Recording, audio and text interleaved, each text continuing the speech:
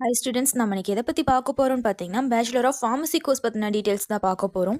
Course duration and course join பண்ணுறதுக்கான eligible criteria என்ன சப்ஜெக்ட்ஸ்லாம் cover பண்ணுறாங்க, கோர்ஸ் கம்ப்ளீட் பண்ணவங்களுக்கு என்ன மாதிரியான ஜாப் ஆப்பர்ச்சுனிட்டிஸ் அவைலபிளாக இருக்குது, எந்த செக்டர்ஸில் ஒர்க் பண்ணலாம், இந்த டீட்டெயில்ஸ்லாம் தான் பார்க்க போகிறோம்.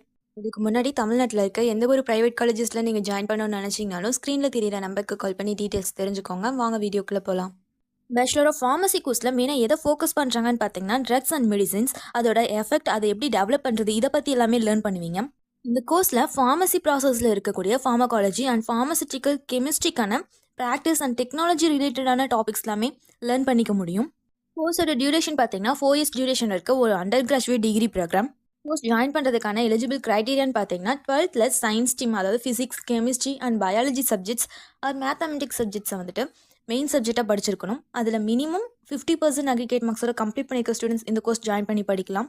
கோர்ஸ் ஜாயின் பண்ணுறதுக்கான அட்மிஷன் ப்ராசஸ் பார்த்தீங்கன்னா மெரிட் பேஸ் பண்ணியும் என்ட்ரன்ஸ் எக்ஸாமினேஷனை பேஸ் பண்ணியும் இருக்கும்.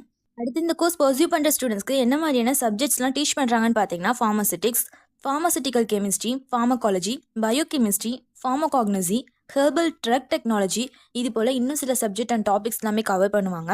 கிராஜுவேட் ஆனவங்களுக்கு என்ன மாதிரியான கெரியர் ஆப்பர்ச்சுனிட்டிஸ் இருக்குன்னு பார்த்தீங்கன்னா pharmacist, research scientist, quality control analyst, clinical pharmacist, medical representative, இது போல் நிறைய பொசிஷன்ஸ் இருக்குது. அடுத்து இவங்களுக்கு ரெக்ரூட் பண்ணக்கூடிய செக்டார்ஸ்னு பார்த்தீங்கன்னா ஃபார்மசிட்டிக்கல் இண்டஸ்ட்ரீஸில் ரெக்ரூட் பண்ணுவாங்க.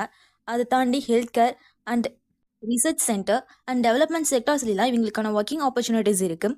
இவங்களுக்கான ஆவரேஜ் சேலரி பேக்கேஜ் பார்த்தீங்கன்னா பொசிஷனை பொறுத்து 2.2 lakh to 8 lakh per annum வரைக்கும் ஏர்ன் பண்ண முடியும்.